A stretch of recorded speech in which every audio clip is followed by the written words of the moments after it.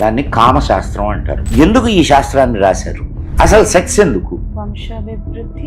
బుద్ధుని అంజలి నీకు అంతేనా? చాలా మంది చాలా చెప్తూ ఉంటారు, ఏది నమ్మాలి, ఏది నమ్మకూడదు, ఏది కరెక్ట్, ఏది రాంగ్. శివుడు లింగాకారంలో ఉంటారు అని అంటారు. ఓపెన్ గా అడగాలి అని అనుకుంటే పురుషాంగం ఏదైతే ఉంటుందో ఆ ఆకారంలో ఉంటుంది కదా అని అంటారు. అసలు దేవుడు అన్నది ఎలా మొదలైంది? మన ఇండియన్ ఫిలాసఫీలో ఆమ్నిపోటెంట్, ఆమ్నిప్రెసెంట్ అంటే విష్ణువు శాంతాకారం భుజగశయనం పద్మనాభం సురేషం. జ్యోతిష్యం గురించి తెలియాలి. ఏమిటి అసలు జ్యోతిష్యం? నిజమా అబద్ధమా? దాని వెనక ఉన్న సైన్స్ హీలియోసెంట్రిక్ అంటే సూర్య కేంద్రక సిద్ధాంతం. చుట్టూ గ్రహాలు ఉన్నాయి, ఒక 2 ఖండన రేఖలు. అంటే పౌర్ణమి, అమావాస్య ఈ సమయాల్లో సముద్రాన్ని గమనించావా? ఓహో, అలా వచ్చారా సార్? అవునా కదా? శాస్త్రం ఎప్పుడు తప్పు. ఈ క్షణంలో ఏం జరుగుతుందో చెప్పగలుగుతున్నారు. జ్యోతిష్ శాస్త్రాన్ని పాటించాలి అంటే కొన్ని రూల్స్. మీ జీవితంలో జరిగిన కొన్ని సంఘటనలు ఆ డేట్స్ని తీసుకుంటే మీ జాతకాన్ని రాయొచ్చు. మెన్స్ట్రుయేషన్ పీరియడ్ 5 డేస్లో ఎప్పుడు కలిస్తే ఏ బిడ్డ పుడతాడు అనేది సర్ప్రైజింగ్ గా ఉంది సార్. నిజంగా తెలుసుకోవచ్చు. సర్ప్రైజింగ్. మహాభారతంలో గాంధారి గర్భవిచ్చితి చేసుకుంటుంది. అప్పుడు ఆ పిండాన్ని 100 కుండల్లో మన వాళ్ళు ఏం చేస్తారు, పుట్ట చుట్టూ తిరిగి పాలు పోస్తారు. పాము అక్కడ కొట్టినటువంటి బుస ఆ ఎయిర్లో కొంత దీని ప్రభావం ఉంటుంది. ఆ కెమికల్ సబ్స్టెన్స్ ని లోపలికి వెళ్తే నాగబంధం గురించి ఎంతవరకు దాన్ని నమ్మొచ్చు? ఎప్పుడైనా ఈ నాగబంధాలను ఏర్పాటు చేసేటప్పుడు కొన్ని యంత్రాలని చనిపోయిన తర్వాత ఏం జరుగుతుంది, మనకు పునర్జన్మ సిద్ధాంతం ఉంది. ఈ జీవుడు వెళ్ళి ఇది మొత్తం మా వాళ్ళు లేరు సార్ ఎడిటింగ్ లో. మీరు ఫస్ట్ చెప్పారు చూసారా, అదే సార్.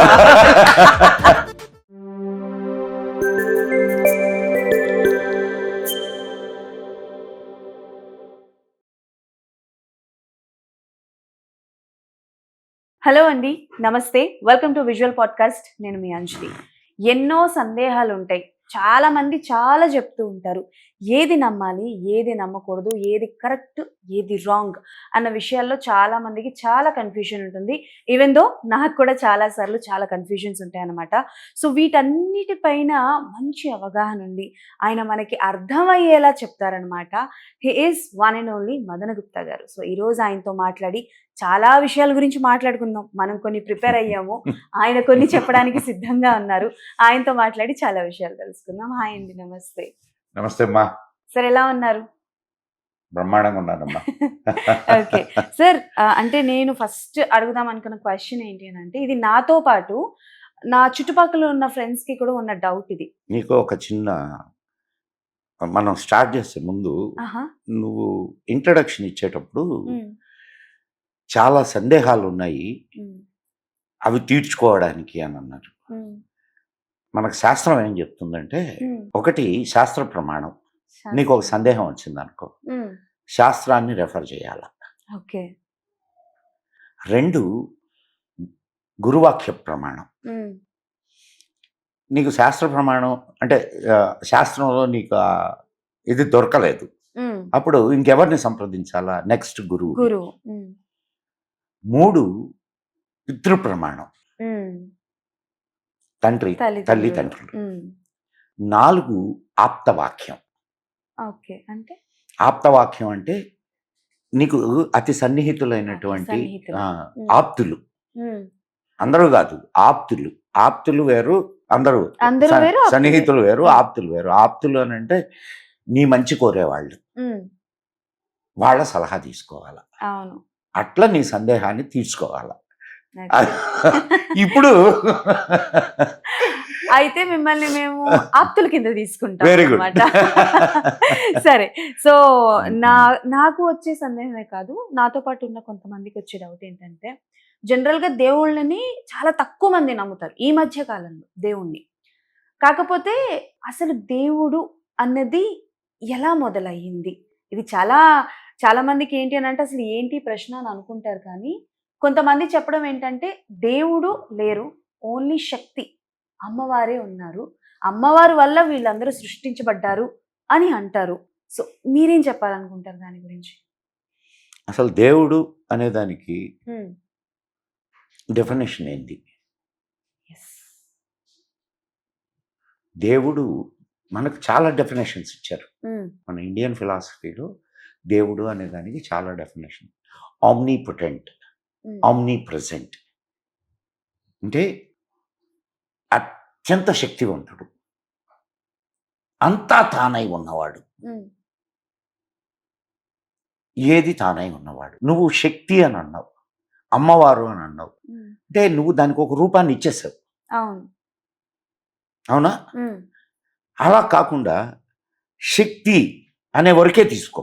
శక్తి, శక్తి, శక్తి అనే వరకు తీసుకుంటే అంటే energy. Energy, it's energy, energy ఎక్కడ లేదు? అన్ని పక్కల ఉంటుంది. విశ్వం అంతా ఉంది. ఈ విశ్వం అంతా ఉంది ఎనర్జీ. నీలో కూడా ఉంది ఎనర్జీ. ఎనర్జీ లేకపోతే నీ చేయలేస్తుందా పైకి? సో ఎనర్జీ నీ శరీరంలో అణువులో ఉంది, అణువులో ఉంది. అందుకే ఆమ్నీ ప్రెజెంట్, అంతటా వ్యాపించి ఉన్నవాడు. అర్థమైందా? సో అది గాడ్. మరి గాడ్ ఉన్నాడా లేడా? ఇప్పుడు ప్రశ్న. ఎనర్జీ ఉందా లేదా? ఉంది. ఉంటే గాడ్ ఉన్నట్టేగా. ఉన్నట్టే. దాన్నే గాడ్ అంటున్నావుగా నువ్వు. Okay, okay, right. మరి దాన్ని ఎట్లా నువ్వు ఐడెంటిఫై చేయాలా? మన వాళ్ళు అనేక రూపాలు ఇచ్చేశారు. అవును. అవునా? విష్ణువు, శివుడు, బ్రహ్మ, ఆదిశక్తి, పరబ్రహ్మము, ఇంకా వినాయకుడు, ఓలెడు దేవతలు, 3 దేవతలు, దేవతలను ఇచ్చేశారు. ఏంటి దీని అర్థం ఏమిటి? అంటే యూ కెన్, నువ్వు నేను ఒకేలా ఆలోచించాం. అవునా? ఇక్కడ ఉండే వాళ్ళు ఎవరూ కూడా ఒకలా ఆలోచించరు. పుర్రెకో బుద్ధి, జహ్వకో రుచి. అవునా? అవును. మరి నీకు ఇష్టంగా ఉండేటటువంటి దేవుడు, నీకు సో దేవుడు నాకు ఇట్లుంటే బాగుంటాడు అనుకున్నావు అనుకో, ఆ రూపంలో నువ్వు కొలవచ్చు కదా. ఇప్పుడు విష్ణువు శాంతాకారం భుజగశయనం పద్మనాభం సురేషం, ఇట్లా మనకు అనేక శ్లోకాలు అనేక ఇవి ఉన్నాయి. నీకు కొందరికి విష్ణువు నచ్చుతాడు, కొందరికి శివుడు నచ్చుతాడు, కొందరికి ఆదిశక్తి నచ్చుతుంది, కొందరికి సూర్యుడు నచ్చుతాడు, కొందరికి అగ్ని నచ్చుతుంది. అగ్నిని దేవుడుగా పూజించేవాళ్ళు లేరా? మనమే అంటున్నాగా అగ్ని దేవుడు అని. జ్యూసు అగ్నిని దేవుడుగా పూజిస్తారు యూదులు. సో నువ్వు whatever the form you want to take and pray it. Okay. శివుడు గురించి మాట్లాడడానికి వస్తే, శివుడు లింగాకారంలో ఉంటారు అని అంటారు. ఆ లింగాకారానికి చాలా రకరకాలుగా మాట్లాడతారు. అంటే ఆ లింగాకారం అనేది కొంతమంది కొన్ని రకాలుగా మాట్లాడతారు. అంటే లైక్ డిఫరెంట్‌గా ఉంటుంది. ఓపెన్‌గా అడగాలి అని అనుకుంటే పురుషాంగం ఏదైతే ఉంటుందో ఆ ఆకారంలో ఉంటుంది కదా అని అంటారు. సో దాని గురించి ఏం చెప్తారు? అంటే లింగాకారం రావడానికి గల కారణం, అంటే అది ఎలా సృష్టించబడిందో కూడా తెలియదు ఎవరికి. సో దాని గురించి. ఇప్పుడు శివుడు అరూప రూపి. ఓకే. అరూపంగా లింగ రూపంలో ఉంటాడు. రూపంగా మనకు ధ్యాన ముద్రలో కనిపిస్తాడు, అక్కడి నుంచి తాండవమూర్తిగా కనిపిస్తాడు. అనేక రకాలుగా మనం శివుణ్ణి ఆరాధిస్తాం. అంటే అవన్నీ రూపాలు, ఇది రూపం లేదు. పోనీ శివలింగం ఏమన్నా నువ్వు ఎక్కడైనా గమనించావా? ఒకే రూపంలో ఉంటుందా శివలింగం? రకరకాలుగా ఉంటాయి, అనేక రకాలుగా ఉంటాయి. సో ఇక్కడ రూపం అనేది ఏం లేదు. శివుడి యొక్క శక్తిని లింగ రూపంలో కొలవడమే అది. అంటే ఆ లింగాకారం అన్న ఇప్పుడు నేను అదే చెప్తున్నానమ్మా. ఆకారం నీ ఇష్టం వచ్చిన ఆకారం. ఓకే, మనకి నచ్చిన ఆకారం. ఆకారం ఓకే. నీకు ఇప్పుడు కేదార్నాథ్ వెళ్ళావా? ఇప్పుడు వెళ్ళలేదు. పోనీ కేదార్నాథ్ లింగం ఎట్లుంటుందో చూసావా? చూసాను. ఎట్లుంటుంది? అసలు లింగాకారం ఉంటుందా? ఉమ్, ఉండదు. ఉమ్, మరి దాన్ని కూడా శివలింగం అనే అంటున్నావుగా. ఉమ్. సరే, కాశీ వెళ్ళావా? వెళ్ళలేదు ఇప్పటికి వచ్చి. కాశీలో ఉన్న శివలింగం ఎట్లుంటుందో చూసావా? చూసాను. ఎట్లుంటుంది? అంటే కొంచెం ఇట్లా భూమికి- ఉంటుంది. అంతే, రౌండ్గా ఉండదు, రౌండ్ గా ఉండదు. ఇట్లా ఉంటుంది. ఆ, ఆ? అలాగే అనేక లింగ రూపాలు అనేక రకంగా అనేక రకాలుగా ఉమ్, నీకు దర్శనం ఇస్తాయి. ఓకే. సో ఒక రూపంలో ఏం లేదు అక్కడ. అవును. అంటే సారీ మిమ్మల్ని ఆపుతున్నందుకు. నేను ఒరిస్సాలో ఒక గుడి ఉంది, గుప్తేశ్వరం అనే గుడి. అది శివుడి గుడి. అయితే శివలింగం అనేది అక్కడ పుట్టింది, ఆవిర్భవించింది. అది ప్రతి సంవత్సరం పెరుగుతూ ఉంటుంది. సో అది పెరిగి పెరిగి పెద్దదవ్వడం ఇలా ఆ కొండాకారంలో ఉంటుంది. దాన్ని లింగంగా పూజిస్తూ ఉంటారు. అయితే కొన్ని కొన్ని రాళ్ళు అన్నవి ఇదే కాదు, ఒక గుడిలో నంది కూడా ఇంచువై పెరుగుతుంది అని అంటారు. ఇక్కడే ఎక్కడో కాదు, మన కర్నూలుకు దగ్గర అదే నంది పెరుగుతూ ఉంటది. మీరు ఆ మండపం కూడా పడిపోయే స్థితిలో ఉంది. అవును. అంటే చాలా వరకు యాజ్ పర్ సైన్స్ చూసుకుంటే కొన్ని రాళ్ళు అన్నవి పెరుగుతూ ఉంటాయి. బట్ దానికి డివైనిటీని అన్న దాన్ని యాడ్ చేస్తారు. సో దీన్ని ఎలా తీసుకోవాలి? యాజ్ అ సైన్స్ పరంగా తీసుకోవాలా, డివైనిటీ పరంగా సైన్స్ తీసుకోవాలా? పరంగా తీసుకో, డివైనిటీ పరంగా తీసుకో. మన ఇష్టం తప్పేంది? అంటారా? తప్పేంది? ఉమ్, ఇప్పుడు సైన్స్ పరంగా అది పెరుగుతూ ఉంది. ఉమ్, దాంట్లో నువ్వు దైవత్వాన్ని చూస్తున్నావు. ఉమ్. తప్పేంది? అంటే ఏది నిజం అన్నది ఎలా తెలుస్తుంది? నిజం ఇప్పుడు సైన్స్ పరంగా చూస్తే అది నిజం, ఉమ్, దైవత్వం పరంగా చూస్తే ఇది నిజం. ఉమ్, నీ ఒక చిన్న విషయం అమ్మా, ఇక్కడ నువ్వు తీసుకోవాలి. See you are the main. Um. నువ్వు దాన్ని ఎట్లా రిసీవ్ చేసుకుంటున్నావు అనే దాని మీదనే ప్రతిదీ ఆధారపడుతుంది. కాబట్టి ఇక్కడ సి సరే, కొన్ని కొన్ని విషయాలు సైన్స్కి అందని విషయాలు ఉన్నాయి. ఉమ్, అంటే దాని వెనక సైన్స్ ఉందా లేదా అనే తర్వాత సంగతి. ఇప్పటి వరకు దాన్ని సైంటిఫిక్గా నిరూపించలేకపోవచ్చు. ఉమ్. మరి దానికి ఏమంటావు? అదే చెప్తున్నాను సార్. ఇప్పుడు అప్పుడు సైన్స్ లేదంటావా? మరి ఇప్పుడు మనకి సైన్స్ లేదంటావా? లేదనలేవు కదా. అక్కడ అనలేము. దాని వెనక ఎక్కడ ఏదో సైన్స్ ఉంది, ఏదో సైన్స్, నీకు తెలియని సైన్స్. ఉమ్, దాని వెనక ఒక సైంటిఫిక్ మెథడాలజీ ఉంది, కానీ అది నీకు తెలియదు. తెలియనంత మాత్రాన అది లేదని చెప్పడానికి లేదు. నిజమే, మనకి తెలియంది లేదని చెప్పలేం మనం. ఉమ్, అలాగే భగవంతుడి విషయంలో కూడా లేడు అని చెప్పడానికి 2 నిమిషాలు పట్టింది, ఉమ్, నిమిషం పట్టదు. కానీ ఉన్నాడు అని చెప్పడానికి, ఉన్నాడు అని తెలుసుకోవడానికి చాలా సాధన అవసరం, చాలా ప్రయత్నం అవసరం. అవునా ఇట్ కదా? Will take so much of time. చాలా టైం మరి పడుతుంది.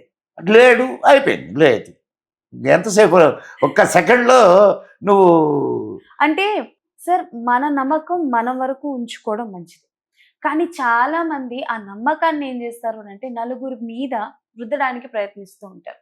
ఇప్పుడు ఫర్ ఎగ్జాంపుల్ సార్, మన పుట్టుక అన్నది ఈ జాతకం చాలా ఎఫెక్ట్ చూపిస్తుందని పెద్దవాళ్ళందరూ పుట్టిన దగ్గర నుంచి చెప్తూ ఉంటారు. అయితే పుట్టుకకి సంబంధించి 2 క్వశ్చన్లు సార్. ఒకటి, మనం పుట్టిన టైంని బట్టి మన జాతకాలని డిసైడ్ చేస్తారు. డేట్, టైము, రోజుని బట్టి జాతకాలు డిసైడ్ చేస్తారు. అదే పుట్టిన ఒక పిల్లాడో పాపో ఎవరో అనుకోండి, ఆ మనిషి పుట్టిన టైము ఒక్క నిమిషం అటు ఇటు అయినా సరే జాతకంలో మార్పులు ఉంటాయా? ఆ జీవితమే మారిపోతుందా? నైస్. ఇప్పుడు నీకు తెలియాల్సిన విషయం, ఉమ్, జాతకం అని మాట్లాడావు కాబట్టి ఉమ్. జ్యోతిష్యం గురించి తెలియాలి. అవును. ఏమిటి అసలు జ్యోతిష్యం? నిజమా, అబద్ధమా నా ఉద్దేశంలోనా? అనుకుంటున్నావు? నా ఉద్దేశంలో అయితే నేను నమ్ముతా. ఎందుకంటే కొన్ని జరుగుతాయి. అంటే యాజ్ పర్ నా జాతకం ప్రకారం కొన్ని జరిగాయి, కొన్ని జరగలేదు. అయితే హ్యూమన్ సైకాలజీ ఎలా ఉంటుందంటే వాళ్ళు ఒకవేళ అనుకున్నట్టు నీకు జరిగితే నమ్ముతారు. దాని వెనక ఉన్న సైన్స్ నీకు అర్థమైతే, ఓహో. సి భూమి ఉమ్. ఆకాశంలో ఎట్లుంది చెప్పు నాకు. భూమి ఆకాశంలో ఆకాశంలోనే కదా ఉంది భూమి. ఎలా సార్? ఈ భూగోళం ఆ. ఎక్కడుంది? ఓకే, ఆకాశంలోనే ఉంది. ఆకాశంలోనే ఉంది కదా. అవును. ఆ? ఉమ్. మన హీలియోసెంట్రిక్ ఓకే. అంటే సూర్య కేంద్రక సిద్ధాంతం. ఉమ్. ఉమ్, చుట్టూ గ్రహాలు ఉన్నాయి. ఉమ్. సరే, చాలా గ్రహాలు ఉన్నాయి, కానీ మన వాళ్ళు 7 గ్రహాలని మాత్రమే గుర్తించారు. ఉమ్. ఒక 2 ఖండన రేఖలు, ఉమ్. అంటే ఎక్లిప్స్ అంటారు దాన్ని. ఓకే. 2 ఖండన రేఖలు. సో 9 గ్రహాలుగా మన వాళ్ళు ఇది చేశారు. ఈ 9 గ్రహాలనే ఎందుకు చేశారు? ఇంకా వేరే గ్రహాలు ఉన్నాయి కదా. ఉమ్. అంటే వేరే గ్రహాలు ఇంకా చాలా దూరంలో ఉన్నాయి. ఓకే. వాటి ప్రభావం భూమి మీద పడలేదు. పడదు. ఓకే, పడదు. భూమి మీద ఏ గ్రహాల ప్రభావం అయితే పడుతుందో ఆ గ్రహాల ప్రభావాన్ని మన వాళ్ళు అధ్యయనం చేశారు. ఓకే. బాగా అర్థం చేసుకోమ్మా. ఉమ్. సరే, సో అసలు జ్యోతిష్యం ఏంటి అనేది తెలుసుకుంటే, ఉమ్. ఈ గ్రహాలు కింద పడడం లేదు, ఉమ్. పోనీ ఆకాశంలో తిరుగుతున్నాయి, ఒకదానికొకటి కొల్యూడు కావట్లేదు. అవును. అవునా కదా? అది కూడా ఒక నిర్ణీతమైనటువంటి గతిలోనే తిరుగుతున్నాయి, ఉమ్. నిర్ణీతమైన కక్షలో తిరుగుతున్నాయి. ఓకే. ఒకదాన్ని ఒకటి కొట్టుకోవట్లేదు. కొట్టుకోవట్లేదు. ఉమ్. దీనికి కారణం ఏంటి? దీనికి ప్రతి గ్రహానికి ఒక ఆకర్షణ శక్తి ఉంటుంది. ఓకే. నీ భూమికి కూడా ఉందిగా ఆకర్షణ శక్తి, లేకపోతే నువ్వు గాల్లో ఎగరుతుంటావు. అవును. అవునా కదా? అవును. రైట్. మరి ఈ గ్రహాల యొక్క ప్రభావం భూమి మీద ఉన్నప్పుడు ఉమ్. భూమి మీద ఉన్న నీ మీద ఎందుకు ఉండదు? ఉంటుంది, కరెక్టే. ఎట్లా ఉంటుంది? అధ్యయనం అది. ఉమ్. ఎట్లా ఉంటుంది? సపోజ్ నీకు ఒక చిన్న చిన్న ఉదాహరణ చెప్తా. ఉమ్. ఉమ్. ఇప్పుడు సముద్రం ఉంది. ఉమ్. ఎప్పుడైనా నువ్వు ఏ ఏరియా నుంచి వచ్చావు? నేను వచ్చింది ఒరిస్సా నుంచి. ఒరిస్సా సముద్రం ఉంది కదా. వైజాగ్ వెళ్ళాను, సముద్రానికి వెళ్ళాను. సముద్రానికి వెళ్ళావు కదా. వెళ్ళాను. ఎప్పుడైనా పౌర్ణమి, అమావాస్య ఉమ్. ఈ సమయాల్లో సముద్రాన్ని గమనించావా? అలలు చాలా చాలా పెద్దగా వస్తాయి, చాలా ఘోరంగా వస్తాయి. మరి పౌర్ణమి, అమావాస్య చంద్రుడికి సంబంధించింది. ఉమ్. భూమి మీద ఉన్న సముద్రానికి ఏం సంబంధం? Vibrations, if as a science పరంగా అంటే విన్నంత వరకు మేబీ వైబ్రేషన్. రైట్. అంటే నీటి మీద చంద్రుడి ప్రభావం ఉన్నది. ఓకే. నీ శరీరంలో నీరుందా లేదా? ఉంది. మరి దీని మీద కూడా ప్రభావం ఉంటదిగా. ఓహో, అలా వచ్చారా సార్? అవునా కదా? ఆ? ఓకే. సరే, లేదు, ఇంకొక చిన్న ఇది తీసుకుందాం. ఆ? ఓకే. ఎండాకాలం. ఉమ్. సూర్యుడు గ్రహమే కదా. అవును. ఆ? ఉమ్. ఎండాకాలం. ఉమ్. ఎండాకాలంలో శరీరం బగబగ మండదా? గట్టిగా ఆ? మండుతుంది. అదే సూర్యుడు తగ్గితే సాయంత్రానికి చల్లగా ఉండదా? చల్లబడతారు. మరి ఈ గ్రహ ప్రభావం నీ మీద ఉన్నట్టా లేనట్ట? ఉన్నట్టే. సో ఈ గ్రహ ప్రభావాలు ఎలా ఉంటాయి ఓకే. అనేది మన వాళ్ళు గణించారు. ఓకే. అందుకే చంద్రుడిని ఒక్కొక్క గ్రహం ఒక్కొక్క పోర్ట్ఫోలియో ఉంటుంది ఒక్కొక్క గ్రహానికి. ఆ గ్రహం ఆ విధంగా నీ శరీరం మీద పనిచేస్తుంది. నీ శరీరం మీద ఎట్లా పనిచేస్తుంది? శరీరంలో ఉండేటటువంటి ఇవేంటి? ధాతువులు. అవునా? ధాతువుల మీద ఎట్లయితే గ్రహ ప్రభావం, ఈ భూమి ప్రభావం ఇవన్నీ ఉంటాయో అట్లనే ధాతువుల మీద ఈ గ్రహ ప్రభావాలు కూడా ఉంటాయి. వాటిల్ని అధ్యయనం చేసి మన వాళ్ళు జ్యోతిష్ శాస్త్రాన్ని తయారు చేశారు. ఇప్పుడు మనం అంటే ఈ జ్యోతిష శాస్త్రం నేను అడిగినట్టు సార్. అండ్ ఇంకా నీ క్వశ్చన్లో రెండో భాగం ఉంది. కొన్ని జరుగుతాయి, కొన్ని జరగవు. నువ్వే కదా అన్నావు నా లైఫ్లో కొన్ని జరిగినాయి, కొన్ని కొన్ని జరిగినాయి, జరగలేదు, కొన్ని కొన్ని జరగలేదు. జరగలేదు. ఒకటే గుర్తుపెట్టుకోమ్మా, శాస్త్రం ఎప్పుడు తప్పు చెప్పదు. ఓకే. శాస్త్రాన్ని అధ్యయనం చేసేటటువంటి వాడు, చెప్పేవాడు ఎవడైతే ఉంటాడో వాడు చేసే తప్పు శాస్త్రానికి అంటగట్టకూడదు. ఓకే. ఓకే. నీకు అద్భుతమైనటువంటి గ్రంథాలు ఉన్నాయి జ్యోతిష్ శాస్త్రం మీద. ఈ క్షణంలో ఏం జరుగుద్దో చెప్పగలిగిన గ్రంథాలు ఉన్నాయి. అవును. అంటే సార్ మీరు చెప్పింది నిజమేనండి. చాలా వరకు మేబీ జాతకాలు చెప్పేవాళ్ళు నిజం చెప్తే తీసుకోలేరేమో, ఏమైనా అయిపోతారేమో అని అలా ఉంటారు. నీకు ఇంకొక చిన్న కొన్ని రూల్స్ ఉన్నాయమ్మా. రూల్స్ ఉన్నాయి. ఇది జాతకంలో. జ్యోతిష్ శాస్త్రాన్ని పాటించాలి అని అంటే కొన్ని రూల్స్ ఉన్నాయి. సూర్యాస్తమయం తర్వాత జ్యోతిష్ శాస్త్రాన్ని గురించి మాట్లాడకూడదు. ఓకే. అండ్ ఎందుకు? గ్రహరాజు ఎవడు? సూర్యుడు. సూర్యుడు అస్తమించినప్పుడు రాజును గురించినటువంటి శాస్త్రాన్ని గురించి మాట్లాడడం అనేది శాస్త్ర విరుద్ధం. ఓకే. ఒకటి. రెండవది, చెడు ఉన్నా చెడుని డైరెక్ట్గా చెప్పకూడదు. చెప్పకూడదు. అన్యాపదేశంగా మాట్లాడాలా. అంటే ఇండైరెక్ట్గా చెప్పాలా. ఓకే. నువ్వు చస్తావని చెప్పకూడదు. గండం ఉంది అని చెప్పాలి. చెప్పాలా. Okay sir. అంటే ఇప్పుడు నేను అడిగింది ఇప్పుడు క్లారిటీ వచ్చింది.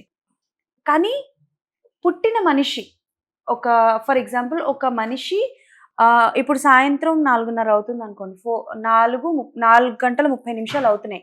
కానీ టైం చూడడం తప్పు వలనో, గుర్తు లేకపోవడం వలనో 4:35 4:31 అని రాస్తే ఈ జాతకాలు అన్నవి తారుమారు అవుతాయా, లేకపోతే ఆ జీవితం మీద ప్రభావం చూపిస్తుందా? చూడు, ఒక చిన్న విషయం బాగా గుర్తుపెట్టుకోమ్మా. సమయం అనేది ఇక్కడ చాలా చాలా ముఖ్యమైనది. చాలా ముఖ్యమైనటువంటి విషయం సమయం. టైం మారినప్పుడు నీ జాతకం కూడా మారుద్ది. అండ్ ఇప్పుడు టైం మారింది, నా జాతకం నాది కరెక్టా కాదా అని తెలుసుకునే దానికి కూడా అనేక మార్గాల్ని మన శాస్త్రాలు నిర్దేశించాయి. నీ జీవితంలో జరిగిన కొన్ని సంఘటనలు, ఆ డేట్స్ని తీసుకుంటే నీ జాతకాన్ని రాయొచ్చు. సంఘటనని బట్టి. ఎస్, టైంని. ఓకే.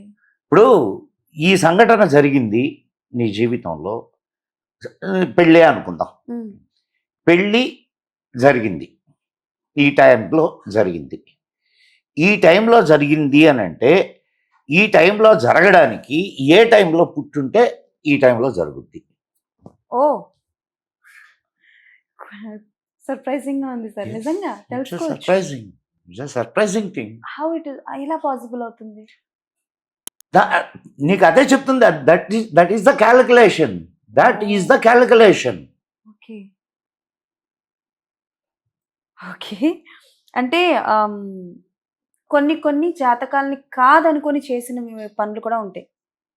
ఇప్పుడు ఫర్ ఎగ్జాంపుల్ ఈ టైంలో కల్లా ఇది జరిగిపోవాలి, ఒకవేళ జరగలేదు అనుకోండి ఏదైనా జరగచ్చు, లేకపోతే అసలు లైఫ్లో ఇంకెప్పుడు జరగదంటారు. లేదు ఈ టైంలో జరగకూడదు, ఒకవేళ ఈ టైంలో జరిగింది అని అంటే అది నిలవదో లేకపోతే ప్రమాదానికి గురవుతుందో అని అంటారు. దాని గురించి ఏం చెప్తారు? అమ్మాయి, ఒక చిన్న విషయం, జరగలేదు అంటే ఈ టైంకి ఇది జరగలేదు అనేది ఉండదు. ఓకే. ఈ టైంకి జరగాలంటే జరుగుద్ది. జరగలేదు అని అంటే ఇతని క్యాలిక్యులేషన్ అయినా తప్పు ఉండాలా, ఇచ్చిన జాతకం అయినా తప్పు ఉండాలా. ఓకే. సో జాతకంలో ఎక్కడ మిస్టేక్స్ ఉండవు, చూసిన వాళ్ళని బట్టి ఉంటుంది. జాతకంలో కూడా మిస్టేక్స్ ఉండొచ్చు. ఓకే. ఎందుకు? ఇప్పుడు అట్టగా ఆపరేషన్ చేసి తీస్తున్నారు. నీకు దానివల్ల ఎంతవరకు జడ్జిమెంట్ ఇవ్వగలవు? అంటే చాలా మంది చెప్పడం ఏంటంటే ఈ జాతకాలను చూసుకొని కోస్తున్నారు, కోస్తున్నారు, చేస్తున్నారు. పిల్లల్ని డెలివరీ చేస్తున్నారు. సో చేయడం వల్ల ఏంటంటే పిల్లలు చాలా ఇంటెలిజెంట్ గా ఉంటున్నారు అని అంటున్నారు. కంపేరింగ్ టు ఎక్కడ జరిగింది study? As per some researches ఎక్కడ జరిగినాయి? నాకు you show me one single research. Okay. I also don't know where it happens, but then చెప్తున్నారు. చెప్పడం ఇప్పుడు దేనికైనా సరే ఒక ఆథెంటిసిటీ ఉండాలమ్మా. True, true. ఏదైనా రీసెర్చ్ జరిగితే రీసెర్చ్ ఇదిగో ఈ ఇంతమంది కొయ్యడం వల్ల పుట్టారు, ఇలా ఇంటెలిజెంట్లు అయ్యారు అనే దానికి ఏదైనా ఒక దాని మీద ఒక Proof. అధ్యయనం జరిగిందా? లేదు. బట్ సార్ అండ్ ఇప్పుడు అసలు న్యాచురాలిటీకి దూరం అయినటువంటి విషయం అది. యా, నిజమండి అది. మరి నువ్వు ఒకప్పుడు- అన్యాచురల్గా ఉండి మళ్ళా న్యాచురల్ థింగ్స్కి ఎందుకు వస్తావు? ఒకప్పుడు పురిటినొప్పి బాధలు అందరికీ తెలిసేవి, ఇప్పుడు ఎవరికి తెలియట్లేదు. అమ్మ మనకు చాలా మనం పోగొట్టుకున్నాం అమ్మాయి, చాలా పోగొట్టుకున్నాం. అసలు ఎంత అద్భుతమైన ఒక కడుపు రావడం మొదలైంది అని అంటే, అబ్బాయి పుట్టడానికి అమ్మాయి పుట్టడానికి సంభావ్యతలు ఎంత అనే దాని మీద కూడా మన వాళ్ళు రీసెర్చ్ చేశారు. అబ్బాయే పుట్టాలా అంటే అబ్బాయే పుట్టడానికి కావలసినటువంటి కొన్ని నిర్ణయాలు ఉన్నాయి. ఓ ఇది చాలా కొత్తగా వింటున్నా. కొత్త కాదు. అంటే నీకు ఒక విషయం చెప్తాను నిన్నమ్మా. పిల్లాడు ఎట్ట పుడతాడు? వైఫ్ అంటే పిల్లడైనా పిల్లని ఎవరైనా యా, సో ఎట్లా జరుగుతుంది? ఇద్దరు కలవాల్సింది. కలవాలా? కలిసినప్పుడు ఏం జరుగుతుంది? Okay. X chromosomes, why chromosomes. X chromosomes ఎప్పుడు విడుదలవుతాయి, వై క్రోమోజోమ్స్ ఎప్పుడు విడుదలవుతాయి అనేది మన వాళ్ళు ముందే కనిపెట్టారు. సో నువ్వు అంటే మెన్స్ట్రుయేషన్ పీరియడ్ 5 daysలో ఎప్పుడు కలిస్తే ఏ బిడ్డ పుడతాడు అనేది. మరి ఏదో డాక్టర్స్, సైన్స్ డాక్టర్స్ చెప్తారు అని చాలా మంది చెప్తారు, but before the doctors and all మన శాస్త్రం అనేది ముందే కనిపెట్టింది, మన వాళ్ళు కనిపెట్టారు అంటున్నారు. ఉన్నదమ్మా. ఓకే, సరే, నీకు ఒక అద్భుతమైనటువంటి ఎగ్జాంపుల్ చెప్తాను. సూపర్. ఈ మహాభారతంలో గాంధారి గర్భవిచ్ఛితి చేసుకుంటుంది, అవునా? అవును. గర్భవిచ్ఛితి చేసుకుంటే అప్పుడు ఆ పిండాన్ని 100 కుండల్లో పెడతాడు వ్యాసుడు. వీటిని జాగ్రత్తగా కాపాడండి, ఎట్లా కాపాడాలా అంతా చెప్తాడు. అప్పుడు గాంధారి, అమ్మ నీకు 100 మంది కొడుకులు కొడతారు అని చెప్తాడు. అప్పుడు గాంధారి అడుగుద్ది, ఒక కూతుర్ని కూడా పుట్టించకూడదా అని. 100 మంది కొడుకులు సరిపోయి ఒక కూతురు. అప్పుడు ఈ కుండల్లో నుంచి కొంత భాగాన్ని వేరు చేసి స్త్రీగా పుట్టిస్తాడు వ్యాసుడు. అంటే ఏం టెక్నాలజీ అది? ఆమె పేరు దుస్సల. ఏం టెక్నాలజీ చెప్పండి, మీరు అంత సస్పెన్స్ వదిలేశారు. నీకు ఆయన పేరు ఈ మధ్య కాలంలో ఒక రీసెర్చ్ జరిగింది. బొడ్డు పేగుని కట్ చేసిన తర్వాత దాన్ని ప్రిజర్వ్ చేస్తారు. ఓకే. ఎందుకు చేస్తారో తెలుసా నీకు? తెలీదు. శరీరంలో ఏదైనా భాగం చెడిపోతే దీన్ని స్టెమ్ సెల్ అంటారు. ఓకే. ఈ స్టెమ్ సెల్ టెక్నాలజీని కనుక్కుంది మన మాతాపూర్కర్ అతని పేరు. Okay, okay. అతను చెప్పినటువంటి విషయం ఇప్పుడు నీకు నేను చెప్పింది. వావ్. అంటే చాలా విషయాలు ఉన్నాయి సార్, మీరు ఇప్పుడు మాట్లాడుతున్నప్పుడు నాకు తెలుస్తున్నాయి. అండ్ అలానే ఇప్పుడు ఇందాక మీరు మాట్లాడుతున్నప్పుడు మగపిల్లడు ఎలా పుట్టాలి, ఆడపిల్ల ఏ టైంలో పుట్టాలో కూడా ముందు మన వాళ్ళు కనిపెట్టారు అని అన్నారు. ఏదో మీరు పాడ్కాస్ట్లో మాట్లాడినప్పుడు కూడా నేను విన్నాను, గుడి మీద బూతు బొమ్మలు ఉంటాయని చాలా మంది అంటారు. అండ్ ఈవెన్ చెప్పాలంటే కొంతమంది పిల్లల్ని పైకి కూడా చూడనివ్వరు, గుడికి వెళ్తే గుడి పైకి కూడా చూడనివ్వరు, బికాస్ గుడి మీద కూడా బూతు బొమ్మలు ఉంటాయి అన్న పాయింట్ ఆఫ్ వ్యూలో. సో ఎవరైతే వీటిని విమర్శిస్తూ ఉంటారో వాళ్ళకి ఏం చెప్పాలనుకుంటారు మీరు? What you want to say? అమ్మా, నీకు ఒక చిన్న విషయం చెప్తాను అమ్మా. ప్రతిదాన్ని మన వాళ్ళు శాస్త్రంగానే పరిగణించారు. సెక్స్ అనేది కూడా మన భారతీయ విజ్ఞానంలో శాస్త్రం, అది దాన్ని కామశాస్త్రం అంటారు. విన్నావా? విన్నాను. ఆ? వాత్సాయనుడు ఉమ్, ఎందుకు ఈ శాస్త్రాన్ని రాశారు? తెలుసు. అసలు సెక్స్ ఎందుకు? వంశాభివృద్ధి. అంతేనా? దాంట్లో ఆనందం లేదా? పొందడం లేదా? ఉంటుందిగా. ఆ? ఉంటుందిగా. ఉందిగా. ఉమ్, సో అట్మోస్ట్ సాటిస్ఫాక్షన్ని పొందడానికి ఎలా సంగమించాలి ఉమ్, అనే దాని మీద మన వాళ్ళు శాస్త్రాలు రాశారు. ఓకే. సో ఇప్పుడు నువ్వు దేనికోసం ఆ, ఇవన్నీ చేస్తావు? నువ్వు ఆనందంగా ఉండడానికి కదా. ఉమ్, సెక్స్ కూడా నీ జీవితంలో ఒక భాగమే. అది సృష్టికి మూలమమ్మా. దాన్ని నువ్వెందుకు నిరసించాలి? అయితే ఏదైనా సరే హద్దుల్లో ఉంటేనే దాని విలువ. ఉమ్, అవునా కదా? అవును. ఎప్పుడైనా అందుకే మన వాళ్ళు అటు సెక్స్ని నీకు చెప్పారు, ఇటు వివాహ వ్యవస్థను కూడా నీకు ఏర్పాటు చేశారు. నిజమే. Be in control. ఉమ్, ఏదో అచ్చోస్ నాబోతులాగా ఊరి మీద పడి తిరగకురా బాబు, ఇగో పెళ్లి చేసుకొని నీకు కావాల్సినటువంటి కోరికల్ని ఆమెతో తీర్చుకో. సార్, మిమ్మల్ని ఇంటరప్ట్ చేస్తున్నానని కాదు, కానీ ఇప్పుడు శాస్త్రాలు అన్నీ అనేవి మనకి బుక్స్ లో రాసి ఉంటాయి కదా. కానీ ఈ ఈ ఆ, గుడి పైన బొమ్మలు అనేవి ఎందుకు? గుడి పైన బొమ్మలు అవి కూడా బుక్స్ లో కూడా ఉన్నాయి. ఆఫ్ కోర్స్ బుక్స్ లో కూడా ఉన్నాయి. బట్ వై పబ్లిక్లీ ఎందుకు చూపించాలని ఒక క్వశ్చన్. నీవు నేను అందుకే అంటున్నా, అది సృష్టి కార్యం. ఓకే. సృష్టికి మూలమైన వాళ్ళు లోపల ఉంటే సృష్టి కార్యం అక్కడ చూపిస్తుంటే తప్పేంది? వాడు నువ్వు ఎక్కడ పోయి లోపలికి పోయి ఏమని ప్రార్థిస్తున్నావు? సృష్టికర్త నువ్వే. మరి సృష్టికర్త ఈ రూపంగా సృష్టిని ఏర్పాటు చేశాడు. అవునా? అవునవును. ఇప్పుడు ఒక గింజని భూమిలో పెట్టావమ్మా, భూమి చెట్టుగా మారుతుంది. ఇక్కడ కూడా అదే జరుగుతుంది. స్త్రీ భూమి, పురుషుడు విత్తనం. ఓకే సార్, దాన్ని మనం మన దృష్టికోణం అమ్మాయి. అదొక తప్పు, అదొక నేరం, అదొక దుర్మార్గం.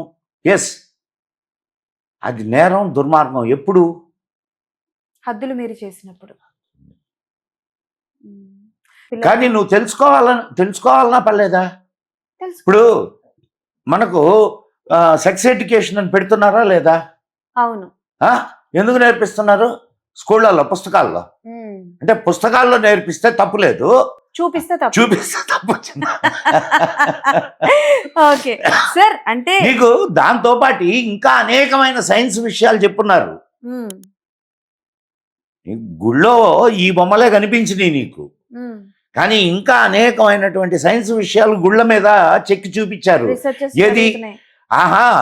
నీకు ఏ నెలలో గర్భంలో పిండం ఎలా మారుతుందో కూడా చూపించారు. మరి దాన్ని చూడవే? అవి చూడరు, విమర్శించడానికి రెడీగా ఉంటారు. కాబట్టి మనం తెలుసుకో, ఇదిగో ఇలా సృష్టి జరుగుతుంది. ఇలా కలిసినప్పుడు, తల్లిదండ్రి కలిసినప్పుడు ఇలా పిండాలు పెరుగుతాయి గర్భంలో. మరి ఆ మొత్తం దాన్ని తీసుకోకుండా ఇక్కడ ఒక్కదాన్నే తీసుకుంటే ఎట్లా? మరి అది మొత్తం తీసుకుంటే విమర్శించడానికి కదా. ఓకే సార్, ఎలాగో జాతకాల గురించి మాట్లాడుకుంటున్నాం కాబట్టి జాతకాల్లో భాగంగా దోషాల గురించి కూడా మాట్లాడతారు చాలా మంది. అంటే ఈ రాహుకేతు అన్నది చాలా వరకు ఎక్కువగా భయపెట్టేస్తూ ఉంటారు. రాహుకేతు దోషం ఉంది, పూజ చేయించుకోవాలి, లేకపోతే ఇది అవుతుంది అది అవుతుందని. అంటే అది ఎంతవరకు నిజమో, ఎంతవరకు మంచి చేస్తారో తెలియదు, కానీ బట్ భయపడుతుంటారు. చాలా నీకు గమనిస్తే, జాతకాలను గమనిస్తే అర్థమవుద్ది. రాహుగ్రస్తమైనటువంటి చంద్రుడు, రాహుగ్రస్తమైన చాలా మెంటల్ ఇన్స్టెబిలిటీ ఉంటుంది రాహుకేతు. అంటే ఈ గ్రహణాల సమయంలో ఉమ్, పుట్టినటువంటి వాళ్ళ ఇది చాలా ఇన్స్టేబుల్ మైండ్ ఉంటుంది. చూడు, నువ్వు గమనించు. గ్రహణ టైంలో. పిచ్చివాళ్ళ జాతకాన్ని కానీ చూస్తే నీకు ఇది అర్థం అవుతుంది. ఓకే. అంటే ఎందుకు ఆ ప్రభావం అన్నది పడుతుంది? నీకు ఇందాక చెప్పాను కదా, అవును. ఓకే. ఆ ప్రభావం. మనోకారకుడు చంద్రుడు. ఓకే. చంద్రుడు కంట్రాస్ట్ అయి ఉన్నాడు. ఆటోమేటిక్గా నీకు అది నీ బుద్ధి మీద పడుద్ది. ఇప్పుడు దోషాలు ఉంటాయి అంటారు కదా. ఈ దోషాలు ఉన్నాయి అన్న టైంలో రాహుకేతు కావచ్చు, లేకపోతే వగేర వగేర దోషాలు చాలా రకరకాలు ఉంటాయి. అమ్మా, ఆ నేను దోషాలన్నిటికీ ఒక మాట చెప్తాను నిన్నమ్మా. చెప్పండి సార్. ఈ పూజలు వ్రతాలు అవి నాకు తెలియదు. ఉమ్, నేను ఉన్న ఫ్యాక్ట్ చెప్తున్నా. దానివల్ల మంచి జరుగుద్దా చెడు జరుగుద్దా అనేది నేను ఎప్పుడు దాని మీద నేను పరిశోధన చేయలా. ఉహు. జరిగే వీటి మీద అయితే ఒకదాన్ని నేను నమ్ముతా. ఏంటి? ఏంటి అనంటే, ఈ గ్రహాలన్నింటినీ ఉమ్, నియంత్రించేటటువంటిది ఏది? Again energy. ఉమ్, సో ఆ ఎనర్జీ ఏదైతే ఉందో ఉమ్. దాన్ని నువ్వు పట్టుకోగలిగితే ఈ గ్రహాల ప్రభావం నీ మీద ఉండదు. ఓకే. మరి ఈ నాగదోషం అన్నది అంటూ ఉంటారు కదా. ఈ నాగదోషం ఉండడం వల్ల పిల్లలు పుట్టరు అంటారు, అవును. లేకపోతే అవును, అవును. పెళ్ళిళ్ళు జరగవు అని అంటూ ఉంటారు కదా. ఏంటి దాని గురించి? అవి అవి నిజం. అది అవును సార్. ఎలా? నీకు నాగదోషము అని అంటే మనమేమనుకుంటున్నాం అంటే అదేదో నాగుపాము ఇది. కానీ నాగుకు సంబంధించినటువంటి, నేను ఈ మధ్యనే నా మిత్రుడు ఒకతను ఫారిన్లో దాని మీద రీసెర్చ్ చేస్తున్నాడు. అతను ఇచ్చిన ఇన్ఫర్మేషన్ చెప్తున్నాను నీకు. మన వాళ్ళు ఏం చేస్తారు, పుట్ట చుట్టూ తిరిగి దాంట్లో పాలు పోస్తారు. నాగదోషం ఉన్నటువంటి వాళ్ళకి అంటే it's a deficiency, one kind of deficiency you will have in your body. Okay. ఈ ఈ పుట్ట చుట్టూ తిరిగి దాంట్లో పాలు పోయడం అట్లా, పాము అక్కడ కొట్టినటువంటి బుస ఆ ఎయిర్లో కొంత ఈ దీని ప్రభావం ఉంటుంది. ఓకే. ఆ కెమికల్ సబ్స్టెన్స్ నీ లోపలికి వెళితే దోషం నీలో పోతుంది. ఉన్నటువంటి దోషం తెలిగిపోతుంది. ఓకే. ఇది నా మిత్రుడు చెప్పినటువంటి విషయం. ఓ, అతను after research. దాని మీద రీసెర్చ్ చేస్తున్నాడు. ఓకే. మరి ఓకే సార్. నాగదోషం అన్నది మీరు చెప్పింది ఓకే. మాకు నమ్మశక్యంగానే ఉంది చాలా వరకు. కానీ నాగబంధం అనేది ఒకటి ఉంటుంది సార్. అది మనకి చాలా వరకు ఏంటంటే మూఢనమ్మకాలు అనొచ్చు. కొన్ని సినిమాల్లో కూడా చూశాను. లైక్ దానికి నాగబంధం వేశారు. సో అది తీయకూడదు. తీస్తే ఏవేవో జరుగుతాయి అని అంటారు. నాగబంధం గురించి ఎంతవరకు దాన్ని నమ్మొచ్చు? మీ ఒపీనియన్ ఏంటి? ఈజ్ దర్ అంటే లైక్ ఏమైనా రీసెర్చెస్ దాని మీద జరిగినాయా? మీ వరకు నాగబంధం గురించి తెలిసింది. ఆ, ఇవన్నీ ఇవి మ్మ్. మంత్రశాస్త్రానికి సంబంధించినవి. మ్మ్. మంత్ర అండ్ తంత్ర, ఈ రెండు మంత్ర అండ్ తంత్ర. తంత్ర. Yeah. ఇవి ఉన్నాయా లేదా అనే దాని మీద రీసెర్చ్ లేని జరగల. మ్మ్. నమ్మేవాళ్ళు నమ్ముతున్నారు. ఇప్పుడు ఎందుకు నీకు మనకు తెలిసినటువంటి ఉదాహరణని తీసుకుందాం. చెప్పండి. తిరువనంతపురంలో నేలమాళిగా ఉంది, దాన్ని తీయల. దాన్ని తీస్తే ఏదో ప్రమాదం అని అంటారు. ఏదేదో చెప్తుంటారు. దానికి నాగబంధం ఉంది. ఎప్పుడైనా ఈ నాగబంధాలను ఏర్పాటు చేసేటప్పుడు కొన్ని యంత్రాలని అక్కడ ఏర్పాటు చేస్తారు. ఓకే. దానివల్ల డిస్ట్రక్షన్ జరగవచ్చు, మ్మ్. లేదా ఆ టెక్నిక్తో దాన్ని తీయడం వలన నీకు అది వెలికి రావచ్చు. బయటికి రావచ్చు. రావచ్చు. మ్మ్. కాబట్టి ఇట్స్ ఏ నువ్వు మంత్రము అనగానే మంత్రాలకు చింతకాయలు రాలుతాయా, అండ్ చూంకాళి అంటే ఏదైనా జరుగుద్దా ఇట్ట అంటారు కదా. మంత్రాలకు చింతకాయలు రాలుతాయో రాలవో తెలియదు కానీ మంత్రం వల్ల అనేక రకాలైన ప్రయోజనాలు ఉన్నాయి. అసలు మంత్రం అనేది ఎట్లా ఏర్పడుద్ది? మననాత్ ఇది త్రాయతే మంత్ర. మంత్రాధీనం, దేవతలు మంత్రాధీనులు. మంత్రం చెప్పితే మంత్రం ఏంది బేసిక్గా? మంత్రము కొన్ని అక్షరాల సమూహం. అవును. అవునా? సరే, నీకు నీ పేరు అంజలి. అంజలి. బుద్ధుందా అంజలి నీకు? ఏం చేశాను సార్? ఏమ్మా అంజలి, ఎంత బాగా నవ్వావమ్మా. రెండు సౌండేగా, డిఫరెంట్ ఉందిగా. రెండు సౌండేగా. అవును. ఆ? నేను బుద్ధుందా అంజలి అని నిన్ను గట్టిగా అరిచినప్పుడు నీ ఎక్స్ప్రెషన్ ఏంది? ఉలిక్కి పడ్డాను, భయపడ్డాను. ఏమ్మా అంజలి, బాగున్నావా? హాయిగా రిసీవ్ చేసుకున్నావు. రెండు సౌండే, రెండు అక్షరాలే, రెండు మాటే. విధానం అంతేనా? అవునా? విధానం అంటే ఇప్పుడు సౌండ్ ఎనర్జీ, సౌండ్ నీ మీద పనిచేసిందా లేదా? చేసింది. మంత్రం కూడా సౌండ్ ఎనర్జీ. ఓకే. దాన్ని ఈ బాడీలో ఉన్నటువంటి, ఇప్పుడు ఒక్కొక్క అక్షరం బాడీలో ఉన్నటువంటి ఒక్కొక్క పార్ట్ని వైబ్రేట్ చేస్తుంది. అండ్ ఎట్లా చెప్తాను? చెప్పండి సార్. అంటే మీరు వర్డ్స్ అన్నారు కదా, I just want to add one question. So ఈ వర్డింగ్స్ లోని చాలా ఎక్కువగా చాలా మంది మంత్రాలతో పాటు ఫస్ట్ ఉచ్చారణ సారీ, చేసేది- ఏమనుకోబాక, అయ్యో, నీకు అయ్యో, ఉదాహరణ కోసం నేను నిన్ను అయ్యో లేదు సార్.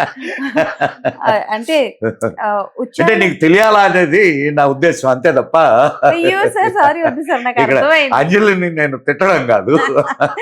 ఇది మొత్తం అవ్వలేరు సార్ ఎడిటింగ్ లో. మీరు ఫస్ట్ చెప్పారు చూసారా, అంజలి నీకు బుద్ధుందా, అదే sir. But anyway sir, coming to the point. So ఇందాక మీరు మాట్లాడుతున్నప్పుడు ఇంటరప్ట్ చేశాను. బట్ మీరు అంటున్నట్టు మంత్రోచ్చారణ అనేది చాలా, అంటే లైక్ అఫ్ కోర్స్ ఇది రెస్పాన్స్ అనేది ఉంటుంది, ప్రభావం ఉంటుంది. కానీ ఓం అన్న మంత్రం ఏదైతే ఉంటుందో అది చదువుతున్న కొద్దీ, అంటే అది చాంటింగ్ చేస్తున్న కొద్దీ ఏంటంటే ఈ మంత్రాలకి ముందు ఓం అనేది యాడ్ చేస్తారు. దాని గురించి కూడా యాడ్ చేసి చెప్పండి, అందుకే ఇంటరప్ట్ చేశాను. ఇప్పుడు నీకు ఈ మధ్యనే నాసా వాళ్ళు ఒక దీన్ని కనుక్కున్నారు. సూర్యుడి దగ్గరలో ఒక సౌండ్ని వాళ్ళు రికార్డ్ చేశారు. ఓకే. ఆ సౌండ్ ఏంటంటే ఓ.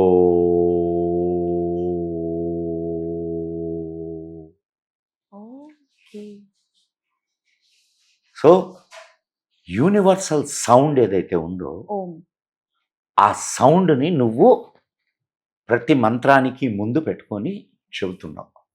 ఓకే.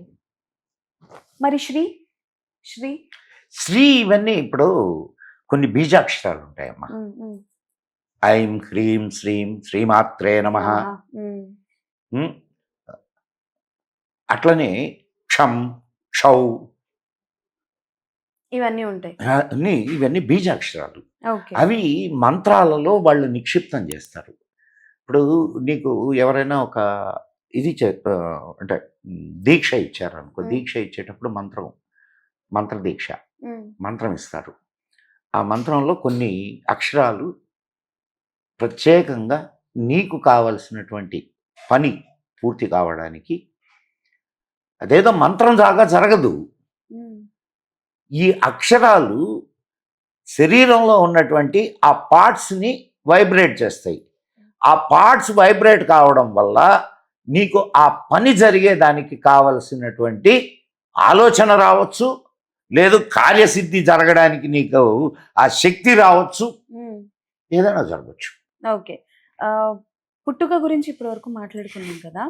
ఈ పుట్టుక అన్నది ఎంత ఇంపార్టెంటో, చనిపోయిన తర్వాత పిండదానం అన్నది కూడా అంతే ఇంపార్టెంట్ అని అంటారు. కాకపోతే చాలా మందికి ఏంటంటే ఈ పిండం పెట్టే అదృష్టం చాలా మందికి పాపం రాదు. ఆ పిండదానం చెయ్యకపోతే నిజంగానే చాలా పెద్దలు అంటుంటారు కదా, ఆత్మ శాంతి కలగదు, వాళ్ళకి పునర్జన్మ ఉండదు అని. అసలు ఏంటి చనిపోయిన తర్వాత ఏం జరుగుద్ది? ఏం జరుగుద్ది? ఇక్కడ ఒక చిన్న సమస్య ఉంది. ఏంటంటే చచ్చిపోయినోడు వచ్చి మనకు చెప్పడం, పెద్దోళ్ళు చెప్పిందే నమ్మాలి. అండ్ నువ్వు తెలుసుకుందామని చచ్చిపోతే సార్ మళ్ళీ నేను తెలుసుకునే అవకాశం తిరిగి ఉండదు. అవును. అవునా కాదమ్మా? అవును సార్ నిజమే. ఉన్న ఫ్యాక్ట్ అది. సో ఏం జరుగుతుంది చనిపోయిన తర్వాత అంటే మనకు పునర్జన్మ సిద్ధాంతం ఉంది. పునర్జన్మ సిద్ధాంతం ఉంది. ఈ జీవుడు వెళ్ళి ఇంకొక జీవిలో గర్భంలో ప్రవేశిస్తాడు. ఓకే. ఓకే. చనిపోయిన వెంటనే జరగకపోవచ్చు. ఓకే. కొన్ని వందల సంవత్సరాల తర్వాత జరగవచ్చు. కొన్ని వేల సంవత్సరాల తర్వాత కూడా జరగవచ్చు. ఓ. ఓకే. లేదు 82 లక్షల జీవరాశుల్లో ఏదో ఒక జీవరాశిగా కూడా పుట్టచ్చు. ఓకే. ఇక్కడ ఇదేంటి, ఈ పుట్టుకేంది, ఎట్ట జరుగుద్ది ఏంది అనేది ఒక చెప్పడానికి ప్రయత్నం చేస్తాను నేను. నువ్వు మహర్షులు వీళ్ళందరూ తపస్సు చేస్తుంటారు. తపస్సు చేస్తూ దేన్ని ఇది చేస్తున్నారు? వాళ్ళ మైండ్లో ఆలోచనల్ని కంట్రోల్ సప్రెస్ చేస్తున్నారు. ఓకే. తురీయావస్థ అంటారు. అంటే థాట్ లెస్ స్టేజ్. ఎందుకు అంటే thought is energy again. Okay. ఈ థాట్ని నువ్వు ఎప్పుడైతే అంటే నువ్వు చెడు ఆలోచనలు చేస్తూనే ఉన్నావు అనుకుందాం. ఒక పాయింట్లో సో నీలో నెగిటివ్ ఎనర్జీ డెవలప్ అవుతూ వస్తుంది. అంజలిని చూడంగానే కాసేపు మాట్లాడాలా, ఈ అమ్మాయితో మాట్లాడితే బాగుంటుంది అనిపిస్తుంది. అదే ఇంకొకరిని ఎవడో చూడంగానే అబ్బా వీటితో ఎందుకు తొందరగా వదిలించుకోవాలా అనిపిస్తుంది. Because of energy. ఎనర్జీకి ఉన్న డెఫినేషన్ ఏంది? Energy cannot be destroyed. Okay. So release అయినటువంటి ఎనర్జీ ఏమవుతుంది? నువ్వు చనిపోయిన తర్వాత కూడా ఉంటుంది. అంతేగా? ఎన్ని థాట్స్ కదా, ఎన్ని థాట్స్. ఈ థాట్స్ అన్నీ ఒక బంచ్గా ఇదైనాయి అనుకో, మళ్ళా నువ్వు జన్మ తీసుకునేదాకా ఉంటాయి ఈ థాట్స్ ఈ అట్మాస్ఫియర్లోనే తిరుగుతూ ఉంటాయి జీవుడితో పాటి. ఓకే. అండ్ సో జీవుడు ఉన్నాడు, థాట్స్ ఉన్నాయి. అవి నిన్నేగా. ఇప్పుడు తండ్రి చనిపోయాడు, ఏమని నా బిడ్డ నన్ను తలుచుకుంటున్నాడా లేదా అని కోరుకుంటారు. అది పిండ ప్రధానం. Okay sir. అంటే నా తండ్రికి నా తండ్రిని నేను తలుచుకుంటున్నాను, నా తండ్రి కూడా ఇది గమనిస్తున్నాడు. ఇప్పుడు నీకు తెలియకుండానే ఈ అట్మాస్ఫియర్లో ఆ ఎనర్జీ, అదే పితృదేవతలు అంటారు. ఓకే. ఇప్పుడు పిండదానం చేయని వాళ్ళకి పితృదోషం అన్నది ఉంటుందా? అసలు పితృదోషం అంటే ఏంటి? ఇదే. ఓకే. ఇదే. ఈ పిండ ప్రదానం చేయకపోతే అంటే ఇప్పుడు నీ జన్మకు కారకులైన వారిని వాళ్ళని తలుచుకోకుండా ఉండడం అనేది తప్పు. సరైనటువంటి విషయమేనా? కాదు. మరి ఆ తప్పుకి ఒక రియాక్షన్ ఉండాలన్నా పర్లేదా? ఉండాలి. మరి చాలా మంది అంటారు, కాశీకి వెళ్ళి ఒకసారి పిండ ప్రదానం చేసేస్తే చెయ్యకపోయినా ఒక్క మాట చెప్తా నేను, ఇవన్నీ కాదమ్మా. నీకు అవకాశం ఉన్నప్పుడల్లా తలుచుకోమ్మా, తప్పేంది? కాశీకి పోయే పిండ ప్రదానం చేయాలా, గయకు పోయి పిండ ప్రదానం చేయాలా? ఎస్, చేయొద్దని చెప్పట్లే నేను. కానీ నీ పెద్దల్ని, నీ జన్మకారకుల్ని నీకు ఎప్పుడు అవసరమైతే అప్పుడు తలుచుకో. అక్కడ ఒక విధానంలో తలుచుకుంటున్నావు. బాగా అర్థం చేసుకోమ్మా. అక్కడ ఒక విధానంలో తలుచుకుంటున్నావు. ఈ పిండ ప్రదానాలు ఇవన్నీ కూడా ఒక విధానం. లేదా ఈ పిండ ప్రదానం చేయకుండా నీ తండ్రిని తలుచుకోకూడదా? తలుచుకోవచ్చు. నా తండ్రి సంతోషిస్తాడని నీ తండ్రి సంతోషించే ఒక పని నువ్వు చేసావు అనుకో తండ్రిని తలుచుకున్నట్టేగా కదా. నిజమే. సార్ అంటే నేను అడిగింది ఏంటంటే తలుచుకోవచ్చు. బట్ చాలామంది ఏం చేస్తారంటే మేము కాశీకి వెళ్ళి పెట్టేశాము. ఇంకా మేము పెట్టాల్సిన అవసరం లేదు. సంవత్సరం అని. అది ఎవరి నమ్మకాలు వాళ్ళవా? అనుకోని అమ్మా. లేకపోతే మిథ్య అది ఉందా? అలా చేయొచ్చా? ఇప్పుడు అనేక రకాలుగా మనిషి ఆలోచిస్తున్నాడు. ఆలోచించుకొని. కానీ బేసిక్గా విషయం ఇది. ఇప్పుడు కాశీకి పోయి పిండం పెట్టొచ్చాడు. ఇంకా తలుచుకోడా తండ్రిని? ఇప్పుడు ఒకసారి తలుచుకుంటారు. ఆ? తలుచుకుంటారు. తల్లిదండ్రుల విలువ తెలిసిన వాళ్ళైతే తలుచుకుంటారు. తెలియని వాళ్ళు వాళ్ళంత పాపాత్ములు ఎవరు ఉండరండి. అంతకు మించి సో, చెప్పలేదు. తల్లిదండ్రిని తలుచుకోవడమే ఈ పిండ ప్రధానం. కొన్ని విధానాలు మన శాస్త్రాలు మనకు నిర్దేశించినాయి కాబట్టి, అరే నాయన ఇదిగో ఆయన చనిపోయిన రోజు, ఆయన పుట్టినరోజు, లేకపోతే ఆయన ఇదైన రోజు ఆయన తలుచుకుంటూ నువ్వు ఏదైనా దాన ధర్మాలు చేయి నాయన, ఓ మంచి పని చేయి నాయన అని చెప్పినాయి. ఓకే. సార్ మీరు అంటే లైక్ ఇది మీరు రీసెర్చ్ చేసేవారు, మీరు ఉన్న టాపిక్లో ఉందో లేదో నాకు తెలియదు, కానీ మీరు మాట్లాడుతున్నప్పుడు నాకు గుర్తుకొచ్చింది టాపిక్. జనరల్గా తల్లిదండ్రుల్లో ఎవరు చనిపోయినా సరే తలకొరివి అనేది మగపిల్లలతో పెట్టిస్తారు. ఈ మధ్య కాలంలో ఆడపిల్లలు ఒకే ఆడపిల్ల ఉంటే ఇంకా తప్పక ఆడపిల్లతో పెట్టిస్తున్నారు తప్ప మగపిల్లడితో పెట్టిస్తారు. అది కూడా అయితే పెద్ద కొడుకు లేకపోతే చిన్న కొడుకు అంట. పెద్ద కొడుకుతోనే పెట్టిస్తారు నాకు తెలిసి. ఒకవేళ పెద్ద కొడుకు లేని పొజిషన్లో చిన్న కొడుకుతోనే పెట్టిస్తారు. కానీ అసలు తండ్రి కొరివే పెట్టనటువంటి కొడుకులు సచ్చారు ఇప్పుడు. నిజమే సార్. మరి చాలా మంది అంటే కాదు, ఎందుకు మగ ఆడ ఏం లేదమ్మాయి. అది శాస్త్రం అంటే మన వాళ్ళు రాసుకున్న మూఢనమ్మకాలు అంటారా? మగ ఆడ అనే ఇదేం లేదు. స్త్రీ సరే, నేను ఇంకొక మాట అడుగుతాను, చెప్పండి సార్. ఒకనాటి కాలంలో స్త్రీలు కూడా యజ్ఞోపవీతం ఉండేది. ఓకే, చూడు నేను ఎప్పుడు వినలేదు సార్, ఫస్ట్ టైం వింటున్నాను. యజ్ఞోపవీతం ఉండేది. మనకు బ్రహ్మవాదినులు ఉన్నారు. ఓకే, చాలా ఇంట్రెస్టింగ్. స్త్రీలకి ఎందుకు? నీకు అమ్మవారి బొమ్మలు చూసావా? విగ్రహాలు ఉంటాయి, చూడు అమ్మవారికి యజ్ఞోపవీతం ఉంటుందో లేదో ఈసారి గమనిస్తా సార్. గమనించు. సో ఆడవాళ్ళకి యజ్ఞోపవీత ధారణ ఉన్నప్పుడు తక్కినటువంటి అన్ని కర్మలు చేసేటటువంటి అధికారం కూడా స్త్రీకి ఉంటుంది. ఈ యజ్ఞోపవీత ధారణ అన్నారు కదా సార్, దాని గురించి కొంచెం చెప్పరా డీటెయిల్డ్గా? అంటే నాకు తెలియదు, నాలా తెలియని వాళ్ళు చాలా మంది ఉంటారు, సో వాళ్ళ కోసం ఒకసారి. యజ్ఞోపవీత ధారణ అనేది ఒక ఒక సిస్టమ్ అమ్మా. అది ఇప్పుడు చదువుకోవడానికి నీకు అర్హత. ఓకే. చాలామంది ఏమంటారంటే యజ్ఞోపవీతం బ్రాహ్మలు వేసుకుంటారు, కోమట్లు వేసుకుంటారు, క్షత్రియులు వేసుకుంటారు.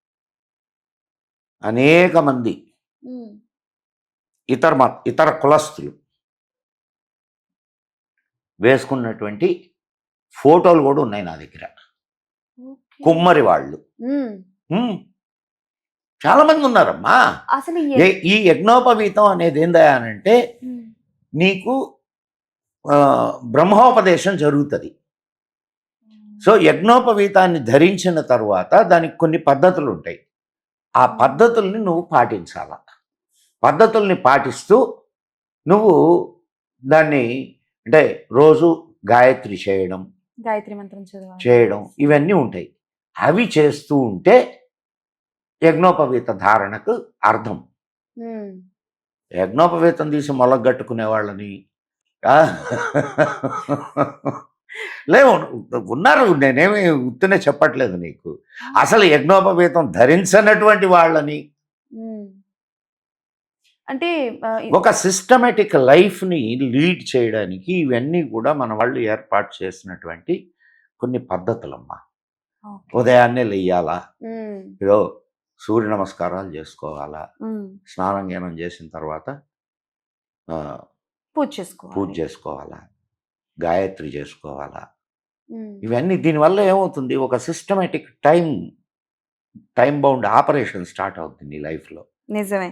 అండ్ నీ లైఫ్ కూడా సిస్టమేటిక్గా తయారవుద్ది దానివల్ల ఆరోగ్యం కూడా చాలా బాగుంది. అన్నీ. యా సార్, మీరు ఇందాక మాట్లాడుతున్నప్పుడు మతాలు కులాలు అన్న ఒక వర్డ్ విన్నాను.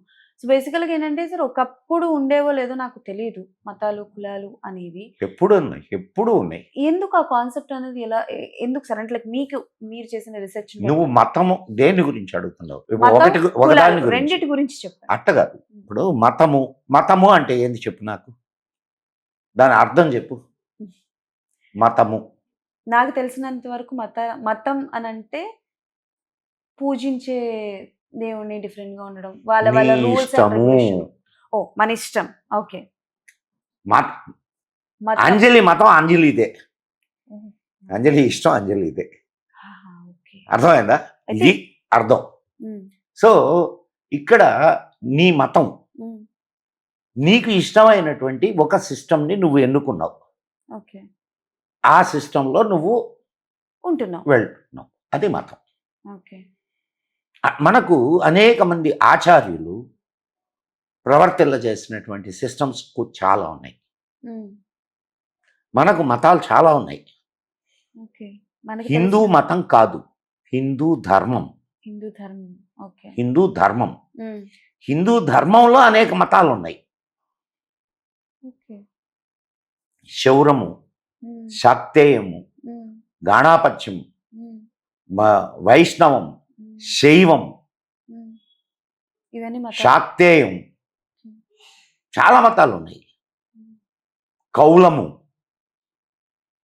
మరి కులాలు అంటే ఇది మతాలకు మతాల సంబంధించి. సంగతి. ఉమ్, అంటే వీటికంతా ఒక్కొక్క మతానికి ఒక్కొక్క సిస్టమ్ ఉంటుంది. ఆ సిస్టంలో ఆ సిస్టమ్ ఇష్టమై నువ్వు దాంట్లోకి వెళ్ళచ్చు. ఉమ్, రైట్. కులము అనేది నీ వృత్తిని బట్టి ఏర్పడింది. ఉమ్. నిజమే. ఇప్పుడు సపోజ్ ఒక కులాలు ఎందుకు బలంగా తయారైనాయి అంటే, ఒకప్పుడు భారతదేశంలో వృత్తుల మీద ఆధారపడినటువంటి దేశం ఇది. ఉమ్, అవునా? ఉమ్. ఒక నేతగాడు ఉన్నాడు, నేతన్న. నేతన్న. ఉమ్, నేతన్న ఆ ఇంట్లో నువ్వు కానీ వాళ్ళ జీవన విధానాన్ని గమనిస్తే వాళ్ళకు ఒక ప్రత్యేకమైన జీవన విధానం ఉంటుంది ఉమ్. నేతన్నలకి. తెలుసా? చీరలు నేసేవారిని కదా. చీరలు నేసేవాళ్లే. ఎప్పుడు నేస్తారు? ఇంట్లో అందరూ నేస్తారు. ఉమ్, ఎవరికి టైం ఉంటే వాళ్ళు. అవును. తల్లి నేస్తుంది, బిడ్డ నేస్తుంది, కొడుకు నేస్తాడు, తండ్రి ఎవరైతే నేస్తాడు. వాళ్ళు. నేస్తాడు. అంటే టైం అనేది లేదు దానికి. There is no time limit. ఎవరికి ఎవరికి తోచిన టైంలో ఎవరికి తోచిన ఎవరికి అవకాశం ఉన్న టైం, అవకాశం. అవకాశం ఉన్న టైంలో వాళ్ళు చేస్తారు. అండ్ ఈ సిస్టంలో నీకు కొన్ని అలవాట్లు కూడా వస్తాయి. ఉంటాయి. ఉంటాయి. ఉంటాయి తప్పకుండా. ఉమ్, ఇప్పుడు నువ్వు ఈ సిస్టంలో పెరిగావమ్మా. ఉమ్, నువ్వు నీ కులం ఏదో నాకు తెలియదు, ఏదో ఒక కులం అనుకుందాం. చెప్పాలా? చెప్పమ్మా, తప్పే ఉంది. కులం అంటే బ్రాహ్మణ్. బ్రాహ్మణ్. అంతే కదా. అంతే. బ్రాహ్మణ్లో ఏది? తెలీదు. నియోగుల, వైదికుల? వైష్ణవులు. ఆ? వైష్ణవులు అంటే అంతకు మించి అడగండి సార్, నాకు తెలీదు. సో వైష్ణవ, ఉమ్,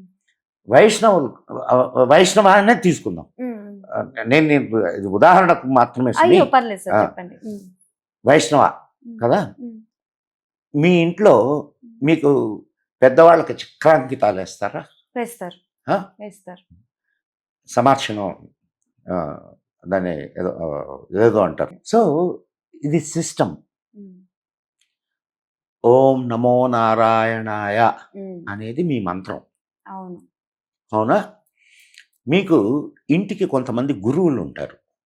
ఉమ్, అంటే నేను నీ సిస్టమ్ నీకు చెప్తున్నాను నేను. అవును. ఆ? మీకు ఎట్లయితే యజ్ఞోపవీత ధారణ ఉంటుందో అట్లనే చక్రాంకితాలు వేసి అవును. వాళ్ళకి వైష్ణవం ఇస్తారు. వైష్ణవం ఇచ్చేటప్పుడు వాళ్ళకి ఈ మంత్రోపదేశం కూడా చేస్తారు. ఓకే. మంత్రోపదేశం చేస్తూ ఆ మంత్రాన్ని ఎట్లా జపించాలా, ఎన్నిసార్లు జపించాలా, ఏం చేయాలా, అండ్ నిష్టగా ఎట్లా ఉండాలా, పూజ ఎట్లా చేయాలా, ఉమ్. ఇవన్నీ కూడా చేర్పిస్తారు. ఓకే. మీ కుటుంబానికి ఒక గురువులు ఉంటారు. వాళ్ళు సంవత్సరానికి ఒకసారి మీ ఇంటికి వచ్చి మీకు ఎట్లున్నారు ఏంది అని అడిగి, అంటే ఇప్పుడు ఉందో లేదో తెలియదు నాకు, మీ దగ్గర భిక్ష స్వీకరించి వెళ్తారు. ఓకే. ఇవి కులాల్లో జరుగుతూ ఉంటాయి. ఓకే. కానీ ఇప్పుడు సార్ చెప్పండి సార్. కానీ కానీ కానీ కానీ ఇప్పుడు కులం అనేది ఇందాక మీరు చెప్పినట్టు మనిషి చేసే పనిని బట్టి నిర్ధారించారు. వృత్తి వృత్తి అదే ఆ వృత్తిని బట్టి నిర్ధారించారు. బానే ఉంది. ఇది మతం. నువ్వు మతం మాట్లాడింది. ఇప్పుడు నేను చెప్పింది మతం. మతం మరి వైష్ణవం మతం. వైష్ణవ మతం. వైష్ణవ మతం. బ్రాహ్మణ కులం. కులం. ఓహో. ఓకే. ఓకే. సో ఇప్పుడు ఈ కులమను అంటే సార్ ఇప్పుడు వృత్తిని బట్టి నిర్ధారించేది ఏంటి? కులమా మతమా? కులం. కులం కదా. అయితే ఈ కులాలన్నీ ఎలాగైపోయాయి అంటే కొంతమందిని తక్కువ అని కొంతమందిని ఎక్కువ అని ట్రీట్ చేయడం మొదలు పెట్టారు. అది ఎప్పుడు జరిగిందమ్మా? అదే అది ఈ దేశంలోకి ఇన్వేడర్స్ వచ్చిన తర్వాత జరిగింది. ప్రత్యేకంగా బ్రిటిషర్స్ వచ్చిన తర్వాత ఈ కులాలు, హెచ్చు కులాలు, తగ్గు కులాలు, హెచ్చు లేదు తగ్గు లేదు. పల్లెలకు వెళ్తే ఈనాటికి కూడా చిన్న చిన్న కులాల వాళ్ళ ఇళ్ల దగ్గరికి పోయి, వృత్తులు చేసే ఇళ్ళ వాళ్ళ దగ్గరికి పోయి, పెద్ద పెద్ద కులాలు అనుకునేవాళ్ళు కూర్చొని, ఏం బావా మా పని ఎప్పుడు చేస్తావు బావా అని అడిగే వాళ్ళు కూడా ఉన్నారు. బావా బావా అనుకుంటా, ఏం బాబాయ్, ఏం పెద్దయ్యా, ఇట్లా మాట్లాడుకుంటారు. నిజమే సార్. పల్లెల్లో ఈనాటికి ఉంది, ఈనాటికి ఉంది. మరి ఇది ఈ హెచ్చు తగ్గు అనేది మనకి ఈ బ్రిటిష్ వాళ్ళ వల్ల వచ్చినటువంటి సమస్య. వాళ్ళు కులాలను విభజించి, కులాలని వర్గీకరించి, హెచ్చు కులాలు, తగ్గు కులాలు, శూద్ర కులాలు, బ్రాహ్మణ కులాలు, వైశ్య కులాలు. ఓకే, మనం టాపిక్ మారుద్దాం. ఓకే, కానీ సార్ అంటే ఇప్పుడు మనం కులాల గురించి మాట్లాడుకుంటున్నాం అన్ని, కానీ బ్రిటిష్ వాళ్ళు వదిలి వెళ్ళిపోయారు, కానీ వాళ్ళు అంటించిన రోగం అనేది ఇంకా పోలేదు. పిల్లోడు చచ్చిన పీతికం పొదలలేదు అని ఒక సామెత. What example sir.